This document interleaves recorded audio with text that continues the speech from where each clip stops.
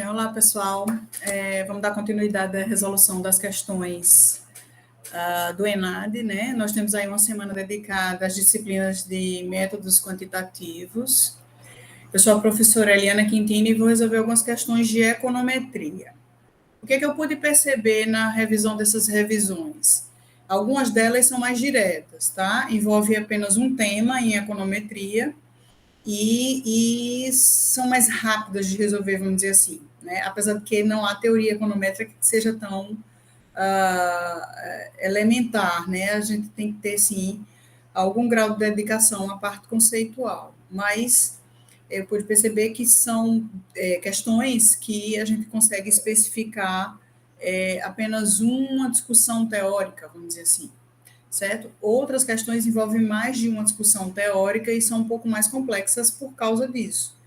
Então, como a nossa ideia aqui é rever essas teorias, né, passar rapidamente por esses pontos, fica um processo mais lento, mas eu acho que é interessante ser feito, porque são pontos muito específicos que, se não revisados, impossibilita a resolução das questões. Tá certo, pessoal? Então, a primeira questão que eu trouxe aqui foi a de número 24 do ENAD 2009, certo? Então, o critério é ler a questão, depois eu venho pontuando essas questões mais conceituais, tá? Então, considere o modelo de regressão linear múltipla com variável dependente y, variáveis explicativas x1, x2, xk, que pode ser expresso como essa forma funcional que está sendo apresentada aí, tá? Então, essa é uma expressão econométrica, eu pretendo avaliar o que representa cada elemento desse daí, tá? No qual o E subscrito T significa o fator de erro e T igual a 1, 2, no índice relativo às observações amostrais. Então, esse T, se essas observações amostrais forem temporais, esse T, ele pode representar o ano 1, o ano 2. Se as observações amostrais representarem, por exemplo, cortes transversais, esse T pode representar T, o indivíduo 1, o indivíduo 2, região 1, região 2, município 1, município 2, município 3, e assim sucessivamente. Então, realmente é um subscrito indexado às observações da amostra de dados. É correto afirmar que o modelo clássico de regressão linear ou modelo de Gauss de regressão linear supõe que, letra A relação linear entre pelo menos duas variáveis explicativas seja exata. A variância dos erros varia na amostra, e aí ele traz as expressões de variância, né? Então, uma variância do erro em T é diferente de uma variância do erro em Z, para T diferente de Z. Letra C, o valor esperado do fator do erro seja diferente de zero, e aí ele traz a esperança do erro, sempre assim. Esperança do erro, ele pode trazer o conceito de média, ou se essa esperança estiver aplicada para valores no desvio, né, que é aquela variável x menos a sua média, né? Então, essa esperança, no caso, vai representar a variância. Bem, mas o operador de esperança matemática ele é sempre presente aí, tá? Então, se essa média, a esperança do erro é diferente de zero, isso é verdade. Letra D, os erros não sejam correlacionados. Então, a esperança de dois erros aí, T e Z, seja igual a zero, portanto, nula. E letra E, os valores das variáveis explicativas x2 a xk variem de amostra para amostra. Essas são as questões, tá? Então, vou passar rapidinho aqui pela análise desse modelo de regressão que ele está trazendo aí para nós. E aí, na sequência, a gente passa uma leitura muito rápida dessas hipóteses, só a título de relembrar, tá? Bom, primeiro, o modelo que trouxe aí para nós é esse aí, tá? Esse y, a gente interpreta ele como sendo uma variável dependente, porque depende de todos os elementos que está depois da igualdade. Também pode ser, a título de sinônimo, chamada de variável explicada, de regressão, variável controlada, variável endógena. Então, tem aí N sinônimos, todos são iguais, tá? Dizem a mesma coisa. X é a variável independente, variável explicativa, ou regressor, ou variável exógena, ou variável de controle. Tá? Então, nós temos aí dentro dessa estrutura os parâmetros, né, que precisam ser estimados. Esses são parâmetros desconhecidos. Eles são, digamos, o foco da análise, né? A gente traz esses parâmetros para analisar o impacto dos regressores sobre o regressando. Portanto, nós temos aí do beta 1, no caso, não beta 0, né? Corrigindo aí, do beta 1 ao beta K, os parâmetros desconhecidos a serem estimados. Como esses parâmetros são estimados? Via método de mínimos quadrados ordinários. Então, o método de mínimos quadrados ordinários usa um mecanismo que traz os estimadores betas que são mais eficientes, né, possível, tá? Então, o E é o termo de perturbação estocástico. Esse termo de perturbação, ele traz todos os outros fenômenos aleatórios para o analista, mas que também explicam Y, mas não estão explícitos no modelo que está apresentado aí. Então, nós temos um modelo que a gente está buscando explicar Y através de X2, X3, XK, mas existem outros fenômenos que também explicam esse Y, não estão explícitos nesse X, portanto, estão implícitos no termo de perturbação estocástica, tá? Então, é uma variável extremamente relevante para nós nessa análise. Y e o erro são variáveis aleatórias, tá? Então, uma observação aí, sempre assim, não esquece. O erro traz o efeito dos fenômenos aleatórios, fenômenos que não estão explicitados na regressão, mas também impactam Y. Essa aleatoriedade do erro, quando ele tem relação linear com Y, ele transcende aleatoriedade para Y. Então, o Y e o erro são variáveis aleatórias no modelo de regressão, certo? Os X, ao contrário, os X são variáveis pré-determinadas ou não aleatórias, tá? O que é uma variável aleatória? São aquelas variáveis que a gente não pode predizer o resultado, certo? A gente só pode predizer esse resultado em termos probabilísticos. Isso é o que caracteriza a variável aleatória, tá? O erro aí, portanto, tem por propriedade estatística distribuição normal. Esses erros eles têm que serem representados pela distribuição normal gaussiana. E daí vem o nome modelo de Gauss, tá? Com média zero e variância constante, representado por esse sigma ao quadrado aqui. Observe que aqui aparece a mesma informação, certo? Isso implica que Y tem distribuição normal, com média esperança de Y, essa esperança de Y aqui representa a média de Y, tá? Então, a média condicional de Y, condicional a quem? Aos X explícitos no modelo. E variância também constante, representada pelo sigma ao quadrado, tá bom? Então, a igualdade é estabelecida aqui, e a gente precisa ter isso em mente para poder fazer as interpretações dessas discussões, tá? Então, só para ajustar um pouco mais, eu trouxe mais uma informação, os estimadores betas, né, os estimadores de mínimos quadrados ordinários, que são representados aí por esse circunflexo em cima da letra, né, esse circunflexo demonstra que esse estimador é um estimador eficiente do método de MQO, tá? Eles têm distribuição normal com média beta e variância beta estimado. Essa variância, elas têm equações absolutamente diferentes. Se a análise de regressão é feita para um modelo simples, né, ou se é feito para um modelo múltiplo. Então, cada beta desse que está exposto na regressão, ele traz uma expressão própria, e essas expressões, elas mudam significativamente, dependendo de qual modelo você está avaliando, tá?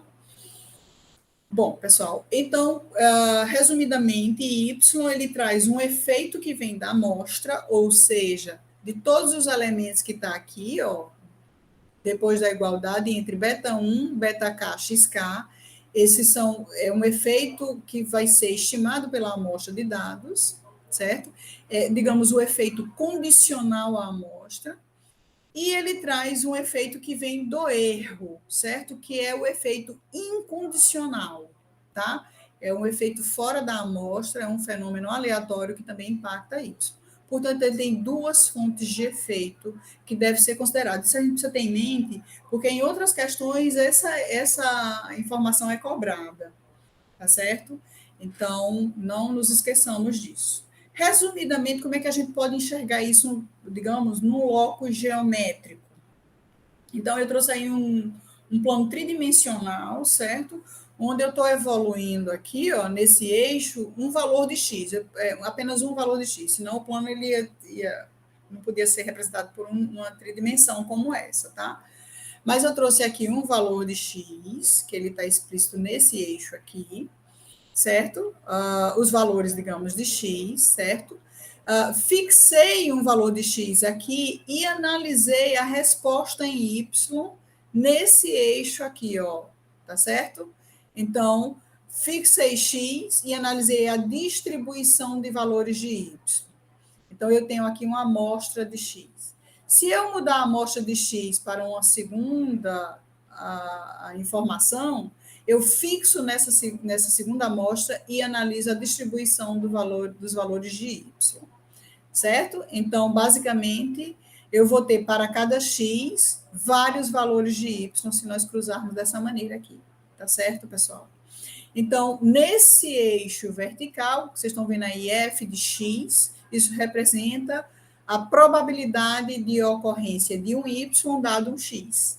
Então, ele está analisando esses efeitos em termos probabilísticos, tá? Então, vocês observem que nessa representação aqui nós temos uma função, uma linha azul aí que sobe, atinge o máximo e depois decai.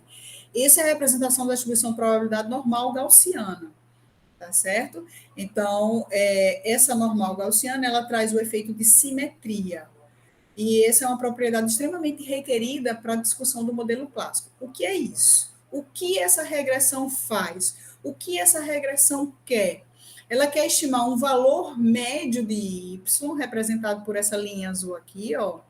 Ela quer estimar um ponto médio da distribuição dos valores de y, certo? E quando ela quer, o método quer estimar essa média da forma mais verossímil possível, da forma mais aproximada possível do verdadeiro valor na população. Lembrando que a gente nunca estuda a população, a gente está estudando uma amostra, portanto, a gente só tem aproximações dos verdadeiros valores da população.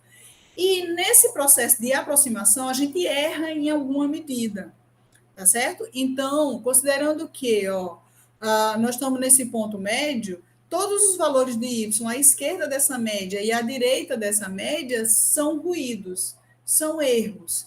Então, classificando essa informação aqui, tá certo? De modo que, como a gente mostrou aqui, a variância do y, ou seja, a dispersão do y em torno da sua média é a mesma que a do erro, certo? Dado que essas dispersões são a mesma coisa, tá? Então, o que a gente pode considerar é o seguinte: se existe simetria pela propriedade da distribuição normal gaussiana, o que é que acontece? Se a gente está cortando a distribuição exatamente ao meio, média, então os dados à esquerda dessa média e à direita dessa média, quando somados, eles se anulam, certo? Se nós imaginarmos que a média do erro é zero, do conjunto de erros é nula, zero, então significa que os dados à esquerda desse zero são negativos, os dados à direita desse zero são positivos, quando somam zero. Então, sempre assim, a média do erro é nula, porque as suas dispersões à esquerda e à direita da média, ou simplesmente as suas variâncias, né, elas se anulam, tá bom, pessoal? Basicamente é isso. Então, dá uma lida lá no material, rever isso daí, ok? Basicamente é essa a ideia desse modelo de regressão. Importante a gente ter isso em mente, para que a gente consiga raciocinar essas questões. Bom, esse modelo, esses estimadores betas, né, que a gente pretende obter através de mínimos quadrados ordinários, eles só serão eficientes, só serão resultados eficientes se nós acatarmos algumas hipóteses ou pressupostos que conduzem essa análise. Alguns pressupostos que, vamos dizer assim, eles simplesmente disciplinam o processo algébrico e o processo estatístico, tá certo? Então, eu vou apresentar, a gente vai fazer uma leitura rápida dessas hipóteses, ok? Claro que algumas delas são passíveis de prova matemática, eu não trouxe essas provas aqui, vou só relembrar os pontos, tá? Dessas discussões. Primeira hipótese, o modelo de regressão é linear nos parâmetros. Qual a natureza dessa hipótese? A linearidade aqui requerida, pessoal, é dos parâmetros betas para com y, tá certo? E essa linearidade não é requerida em relação, na relação do x com o y, ok? Isso não é necessário do ponto de vista das hipóteses do modelo clássico. Então, não pode esquecer, linearidade dos parâmetros na relação funcional dos parâmetros para com a variável dependente y, regressão. A hipótese 2, os valores de x são fixados em amostragens repetidas.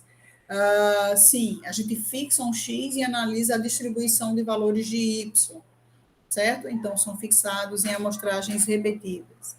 Hipótese 3, o valor médio do erro é igual a zero. Sim, representado pela esperança desse erro aqui, ó.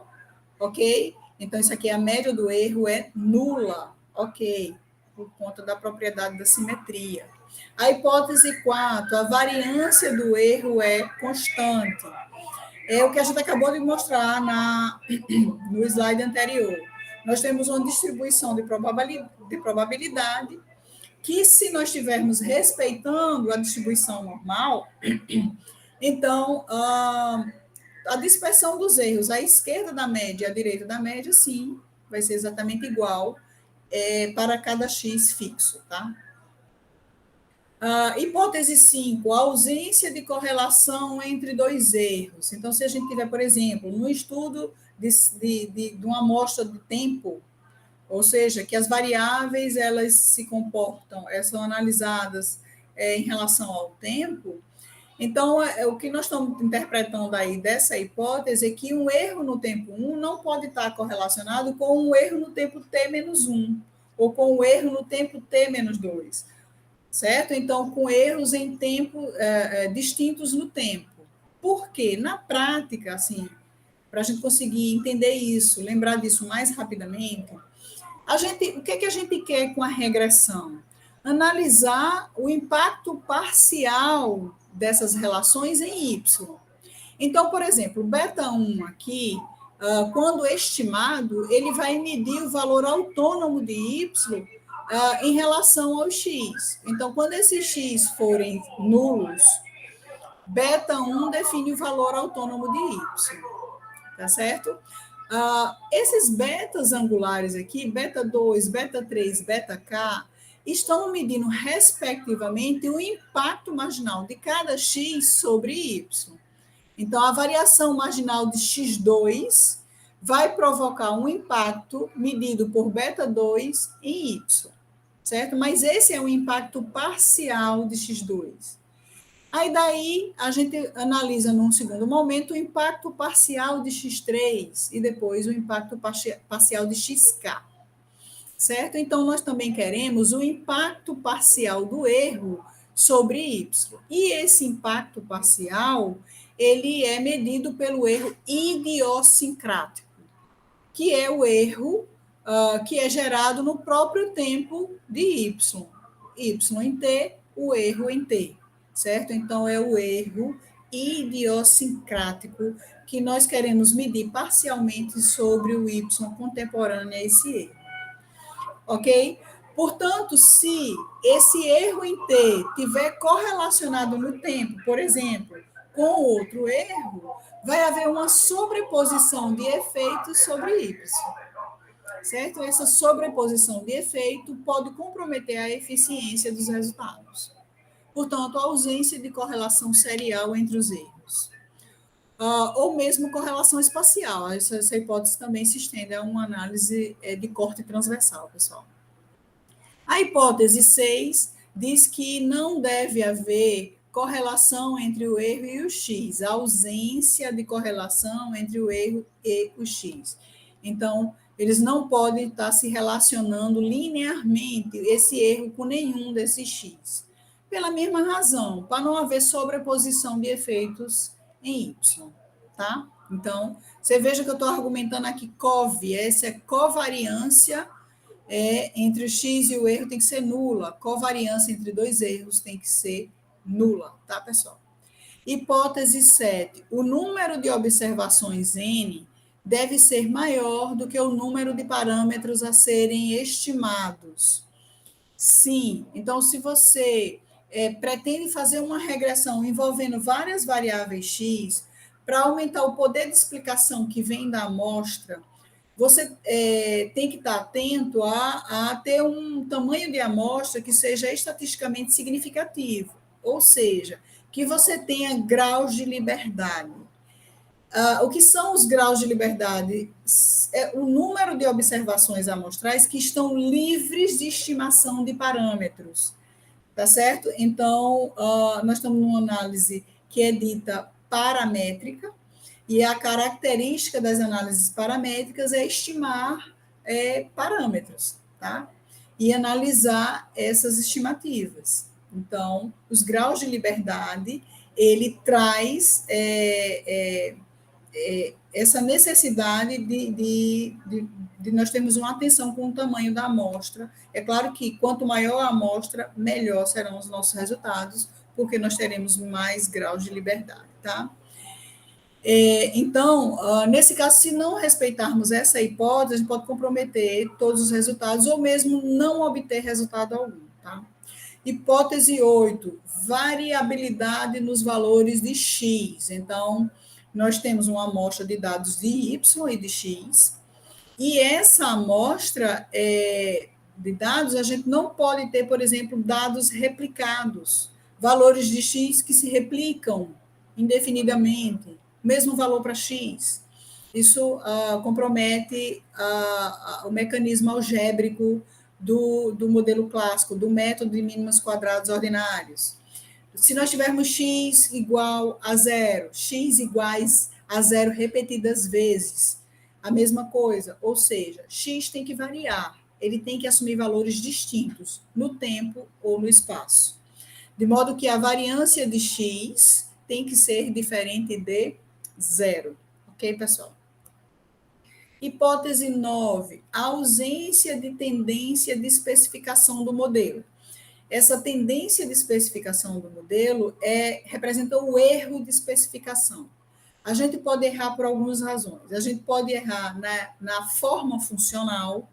Por exemplo, essa forma que é apresentada aqui no exercício é uma relação, defende, né, uma relação de linearidade de x e y, do x para com y, certo? Se essa relação linear ela não se confirmar, ela não for verdadeira, então a gente vai estar cometendo um erro de especificação se a gente fizer isso no modelo de regressão.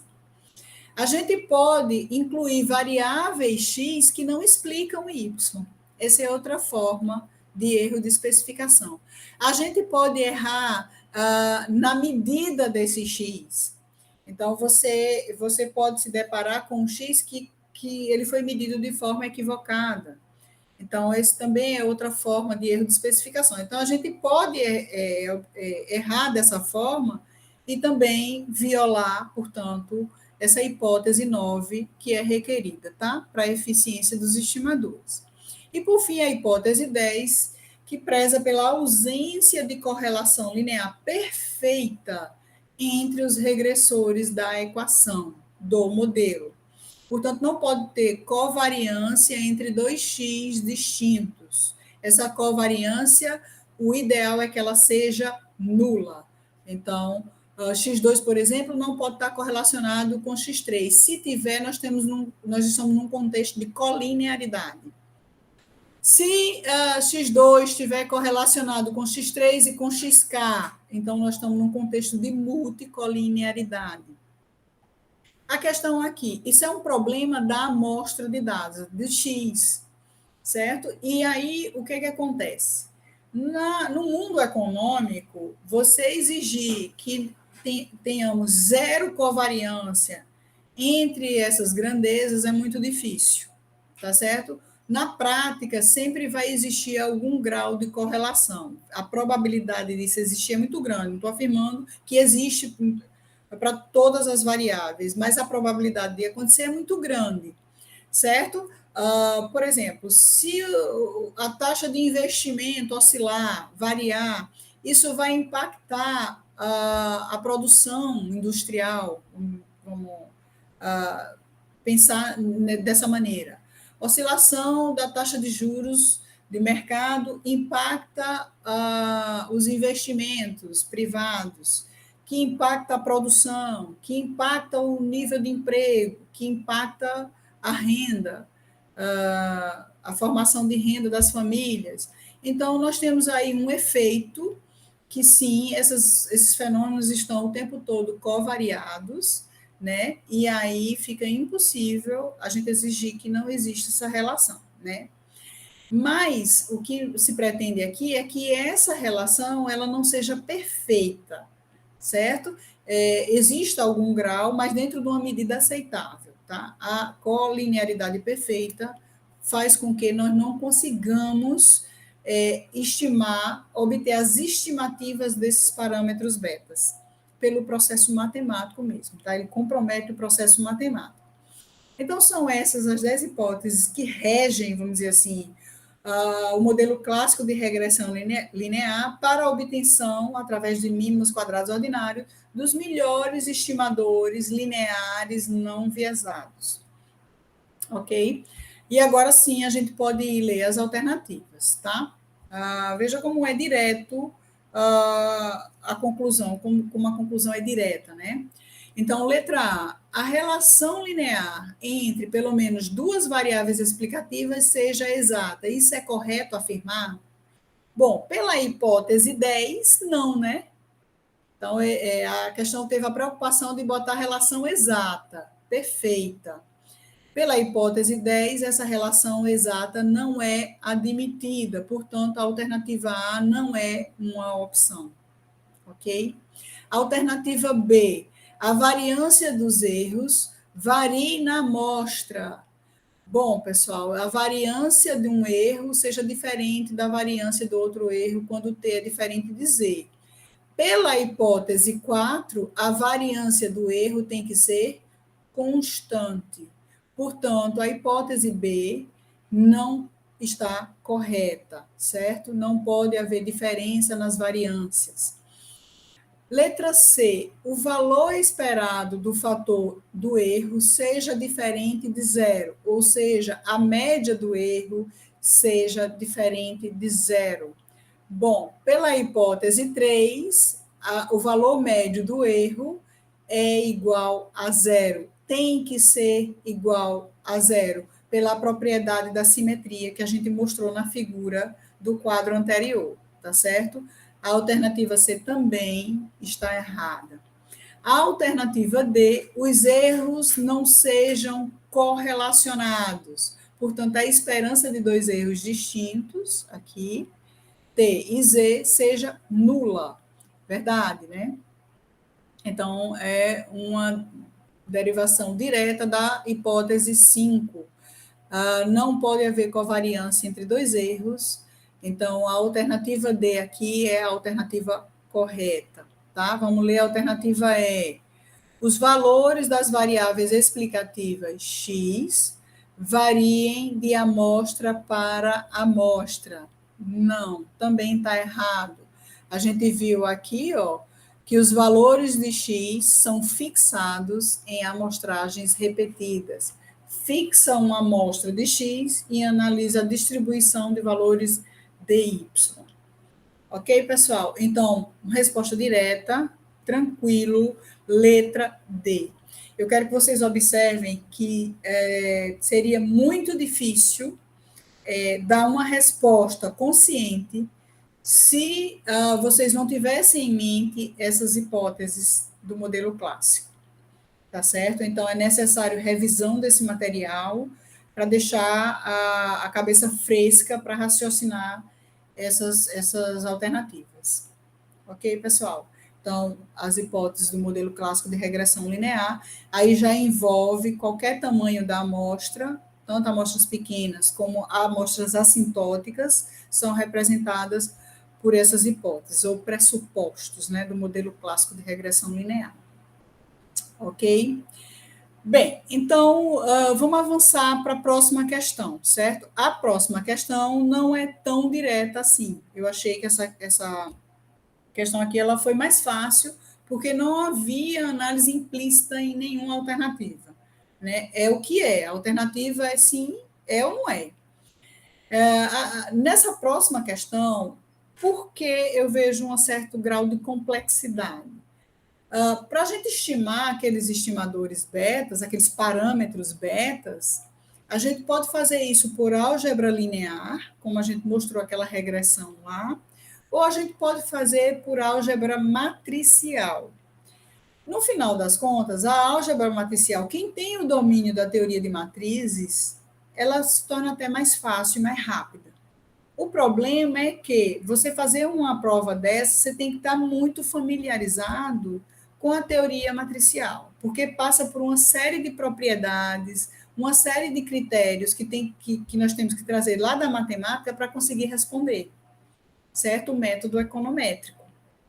Então, por exemplo, aqui, ó, a gente vai falar de matriz transposta, de matriz inversa, de matriz não singular, de produto de matrizes. Então, todos esses conceitos, eles passam por algumas propriedades, né? Vamos ler a questão, tá? Questão 14 do ENAD 2006. Um economista deseja verificar se as variações do consumo C são determinadas pelas variações da renda R. Segundo a fórmula, aí ele traz aqui, ó, um modelo econométrico simples. Por que simples? Porque ele tem apenas um regressor, né? Explicando o regressando, né? O regressando tem um delta que classicamente representa variações discretas, né? Então, a variação no consumo sendo explicada pela variação na renda, né? Certo? E aí, beta, está medindo o impacto da variação na renda sobre o consumo, além do choque, né, do impacto do erro sobre o consumo. Esse é um modelo função-consumo keynesiana, tá? Então, quem lembrar lá da macroeconomia vai perceber isso. E tem outra questão que eu trouxe na sequência, que trata novamente de um modelo de função-consumo, tá? Bom, continuando aí, para tal, coloca as variações do consumo no vetor y, certo? Então, ele vai criar um vetor aqui, ó, que ele vai produzir os resultados dessa informação da variação do consumo, tá? Porque ele coloca essas variações nesse vetor. E as variações da renda na segunda coluna da matriz X. Então, ele traz as mensurações dessa variação da renda aqui dentro dessa coluna. O que eu trouxe para vocês é uma compreensão de como a gente vai montar, como é que ele fez para montar essas matrizes aqui, tá? E implementa mínimos quadrados ordinários para estimar os coeficientes segundo essa norma aqui, certo? Então, ele traz um vetor dos parâmetros alfa e beta, e uma relação que trata de x transposta x, o resultado desse produto invertido, né? A inversa de x transposta x, que multiplica x transposta y. É assim que a gente vai ler essa norma aqui, certo? Então, isso é uma equação matricial, onde o apóstrofo denota transposição, certo? Lembrando a vocês que transposição de matriz é quando você tem que transformar, digamos, uma linha da matriz A em coluna na matriz B. Então, o que é linha vira coluna e vice-versa. ok? Isso é transposição de matriz, assim, da forma mais simples possível. Então, se x é igual a essa conjunto de valores aqui, e y é esse vetor, né, representado por esses valores, então as seguintes proposições, proposição está correta. Letra A, o produto matricial x transposto x é esse resultado aqui, essa matriz 3 por 3. Letra B, o produto matricial x transposto y, essa matriz 2 por 2, né? Então, a matriz quadrada 2 por 2, duas linhas, duas colunas. 3 por 3, três linhas, três colunas. Isso aí define a ordem da matriz. Eu vou voltar nisso, tá? O produto matricial, isso aqui já falei. Letra C, o determinante da matriz x transposta x é igual a 14, a gente precisa avaliar. A gente precisa primeiro criar o produto, produzir a transposta, certo? Depois da transposta, a gente obter o produto da transposta de x e sua original, e depois tirar o determinante, para ver se essa letra C se confirma. Letra D, x transposta x não é inversível.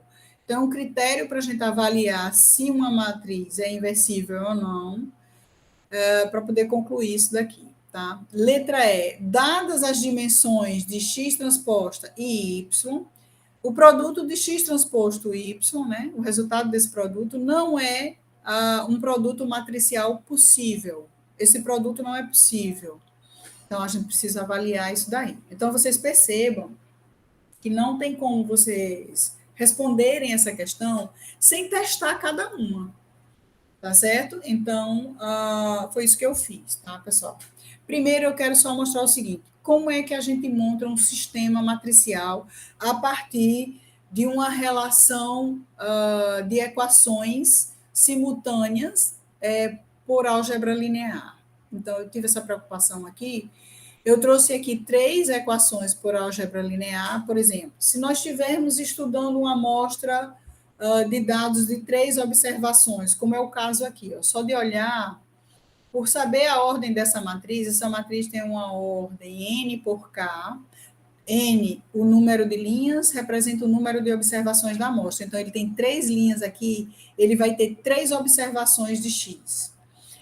Por K, observações de variáveis explicativas. Então, ele tem aqui uma variável explicativa e 2 parâmetros a ser estimado. Uma variável explicativa e 2 parâmetros. Então, eu sei já precisar que ele tem um sistema de equações de três formas funcionais, 3 equações. Ok? Basicamente é isso. Ele tem uma amostra de 3 observações, então ele tem uma equação para cada observação de tempo dessa amostra, tá? Então, só reproduzindo aqui, y1, x21, x31, xk1 e o erro 1. y2, x22, uma observação de x3 para a segunda observação, K2, o erro 2, sempre assim, tá? Até a enésima observação da expressão de y. Certo? Então, vamos reduzir esse sistema a matrizes. Como é que a gente faz isso? Observe aqui antes da igualdade, a gente pode chamar isso aqui de um vetor coluna. Na ordem n por 1. N por uma coluna, tá aqui. Igual a uma matriz que a gente vai chamar matriz de dados. A matriz de dados X. Vocês observem que esses parâmetros têm um parâmetro beta1 aqui que não está acompanhado por X. A gente vai incluir ele na matriz de dados como sendo 1, que é o valor que multiplica esse parâmetro beta1 aqui, tá? Nas 3 equações. Bom, o parâmetro beta2, ele está sempre multiplicado pelas informações de x2, né, da observação 2, né, de x. Então, nós temos aqui, o x2 expresso na segunda coluna da matriz de dados. Pessoal, e assim sucessivamente. O parâmetro beta2 trouxe aqui as variáveis de x3, tá? Eles explícitos aqui. Certo? E o parâmetro beta-k está aqui as variáveis k do parâmetro. ok? Então, nós temos aqui o que a gente vai chamar uma matriz de dados N por K, N linhas e K variáveis, ok? Que mais? Multiplicados, né, pelo um vetor coluna dos parâmetros. Você veja que nas três expressões, nós só temos sempre beta 1, beta 2, beta 3, beta K. Esses valores são constantes, eles não variam de observação para observação, como varia y e x, tá? Então, são valores que se repetem nessas expressões. E estão aqui representados por um vetor coluna K por 1, tá? Então, K linhas, porque nós temos aqui K parâmetros, e uma coluna apenas. Mais o vetor coluna dos erros, de ordem N por 1, tá? Então, N linhas está aqui explícito. Bom, nós criamos aqui o nosso sistema matricial. A gente pode reduzir esse sistema a uma equação só para simplificar. Vamos chamar essa redução aí de função de regressão da população em forma matricial. Então, y é igual a x vezes beta mais o erro. Está aqui uma equação em formato matricial. A gente vai estimar a função de regressão da população, uma vez que a gente não acessa a população, então a gente não estuda a função de regressão da população. O que é que a gente faz? A gente extrai uma amostra dessa população para, através dela, estimar a função de regressão da população, com base nos valores amostrais. Então, a sua contrapartida amostral é expressa em y, né? O vetor dos regressandos, a matriz de dados, né? X, e os estimadores betas mais o estimador do elemento do erro, tá certo? Portanto, o nosso foco, novamente, em regressão, é estimar os parâmetros e medir o impacto desses regressores sobre Y, certo? Além disso, entender a dispersão do erro, se eu estou errando muito pouco. Então, a contrapartida amostral é FRA e a gente vai estimar esses betas por mínimos quadrados ordinários. Fazendo o quê? Fazendo como? Minimizando a soma do quadrado dos erros. Uma vez que a gente estima uma média e tudo que está fora dessa média é erro, então, se eu quero estimar da forma mais verossímil possível, então eu quero aproximar um valor o máximo que eu puder, então eu quero minimizar esse erro, certo? Minimizar a dispersão do erro, minimizar a soma do quadrado dos erros, que nada mais é do que minimizar a variância dele, certo, pessoal? E minimizando a dispersão desses erros aqui, em todas essas especificações, o que o método de mínimos quadrados quer é potencializar o impacto que vem da amostra sobre y, sobre a estimação da média de y, ok? Então, no método matricial, significa nós obtermos a transposta do vetor coluna dos erros estimados e multiplicá-la pelo vetor coluna dos erros na matriz original.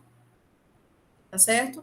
Quando a gente obtém esse produto, aí sim, a gente deriva esse resultado com respeito ao vetor coluna dos betas e obtém a equação do vetor dos betas para os seus valores estimados, né? Então, eu quero que vocês percebam o seguinte, que a equação para estimar o vetor coluna dos betas é o que a questão trouxe aqui, tá certo? Então, aqui ele expressou como sendo alfa e beta. Aqui a gente resume em beta para dizer que nós temos K beta, né, dado que isso aqui é um vetor coluna. E aí, o que nós temos é o produto de x transposto x invertido, então a inversa de x transposto a x, multiplicado pelo produto de x transposto y, tá? Então, a relação em covariância entre x e y aqui está presente, tá, pessoal? Bom, pessoal, então, aí, basicamente, assim, da forma mais simples possível, é isso, certo? É claro que todo esse processo aí, ele pode ser demonstrado vastamente pela matemática. Então, quando a gente vai derivar essa soma do quadrado dos erros em relação a beta, então, tem ali um processo, né, um pouco comprido aí, do ponto de vista algébrico, mas aqui a gente trouxe o resumo disso, tá?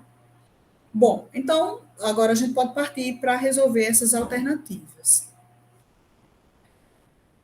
Bom, mostrando aqui como a gente vai resumir, né, isso, essa exposição que ele fez aqui, ó, da equação linear como matrizes. Então, a gente vai pegar a variação do consumo em T menos 1, que é o primeiro momento, né, da análise, e aí especificar essa equação também para a variação da renda em T igual a 1 menos 1, não, em T igual a 1, no período 1, e o erro para o mesmo período, sempre assim, tá vendo? A variação do consumo em T igual a 2, explicado pela variação da renda em T igual a 2, e o erro em T igual a 2. Então, tá aqui as equações, né, analisada nessa amostra de dados. Vamos considerar, por simplicidade, que a variação no consumo em T seja uma regressão do Y, como a questão colocou para nós, que a variação da renda em T seja uma matriz de dados X, e aí sim a gente expressa os valores como a equação colocou para nós, tá?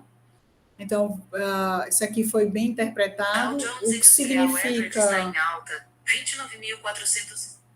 O que significa essa coluna, essa primeira coluna aqui da matriz X, representa essas informações de alfa, certo? A segunda coluna da matriz X representa os valores das variações de renda em T igual a 1, T igual a 2, T igual a 3, tá certo? Então, por exemplo, a variação da renda em T igual a 1 é igual a 3. A variação da renda em T igual a 2 é 5. E 6 em T igual a 3. Ok? Ou seja, nós temos uma matriz de ordem 3 por 2. A dimensão dessa matriz tem ordem 3 por 2. 3 linhas e 2 colunas. Bom, com essa informação, a gente pode já resolver a sua transposta, né? Transformar o que é linha em coluna. Então, nós temos uma transposta aqui. Se antes nós tínhamos 3 linhas e 2 colunas, agora nós temos 2 linhas e 3 colunas pela transposição, tá certo?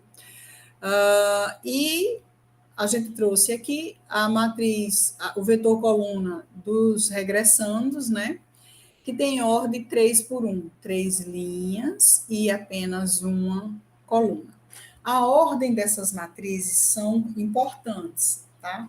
Porque é através dessa análise que a gente pode concluir se é possível o produto matricial entre matrizes.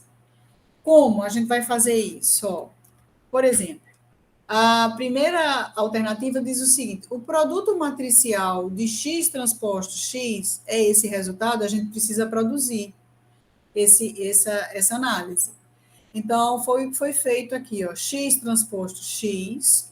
Então, peguei a transposta, multipliquei pela original, e esse produto só é possível se o número de colunas da primeira matriz for igual ao número de linhas da segunda matriz. Tá certo? Sim, são iguais. Então, o produto é possível e vai gerar um resultado de matriz de ordem 2 por 2. Certo? Mas a primeira conclusão que eu tiro com essa análise é que sim, o produto matricial é possível.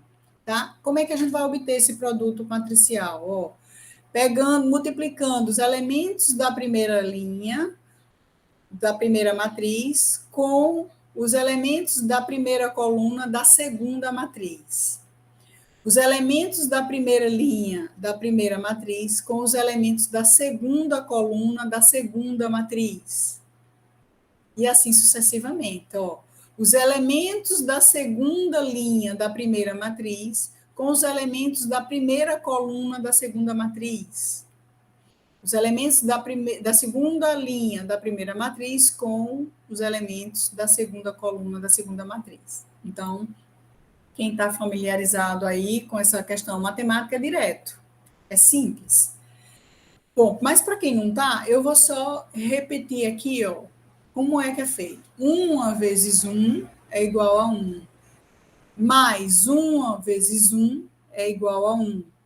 1 vezes 1 é igual a 1. Então, a soma disso vai dar 3.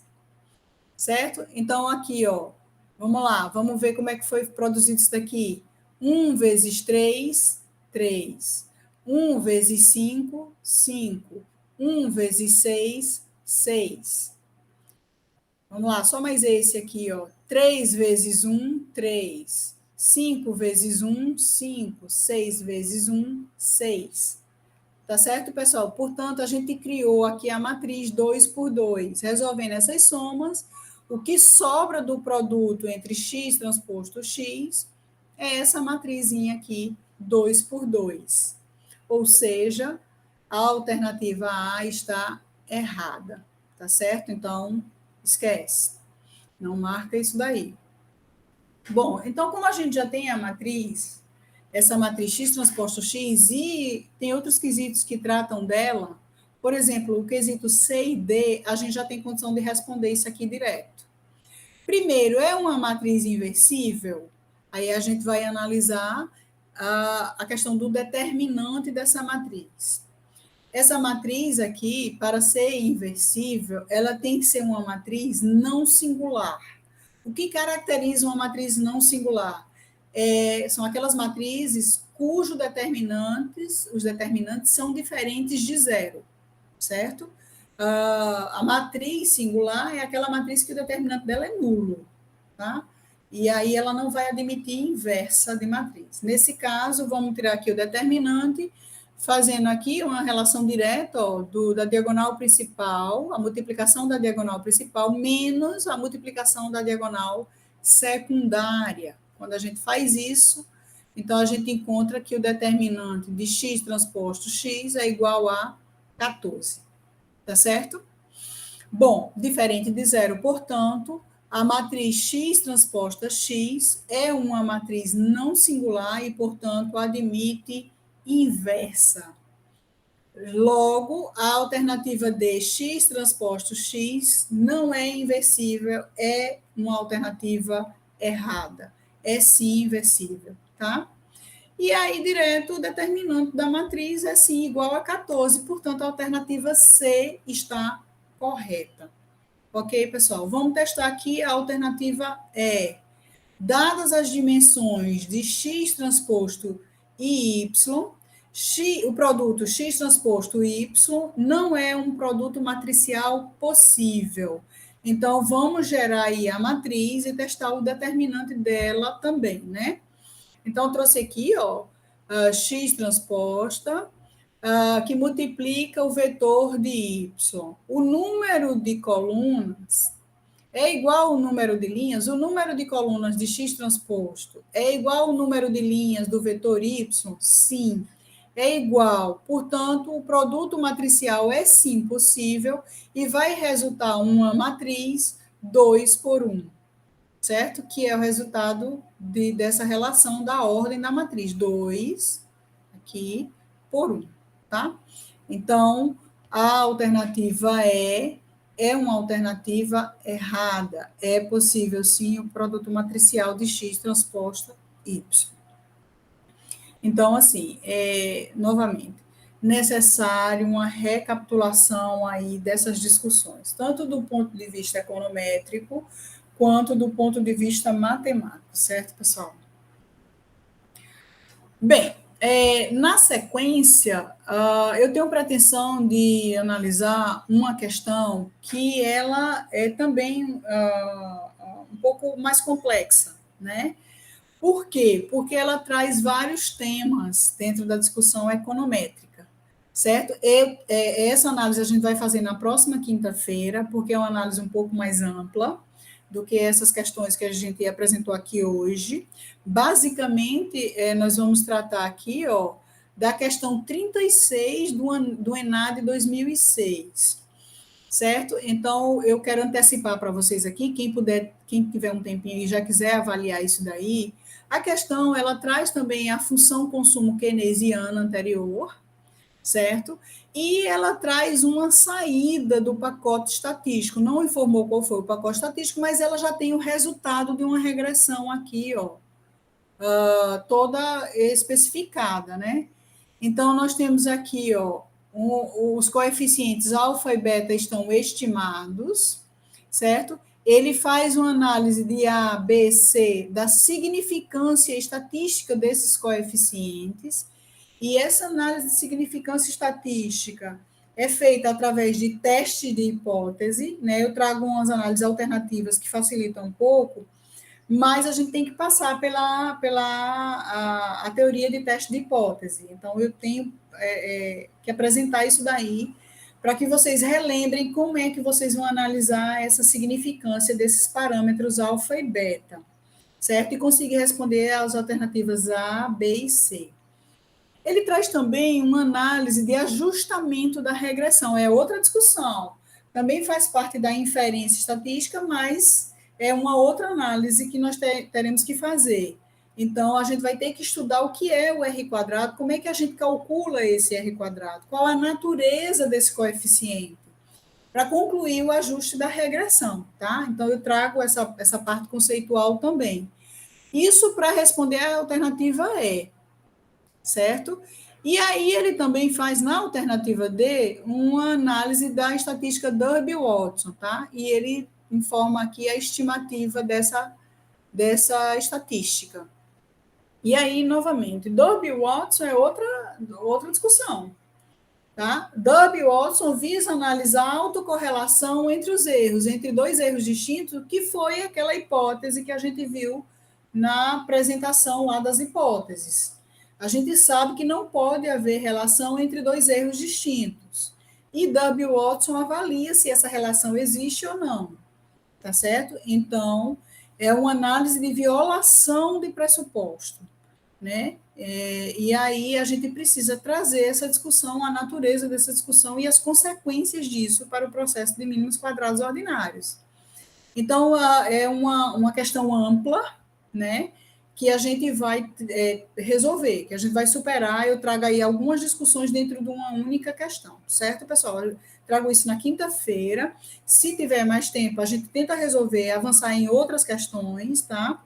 E conseguir trazer aí para vocês o máximo de informação que nós pudermos. Ok, pessoal? Então, por hoje é só. Agradeço a presença e até quinta-feira.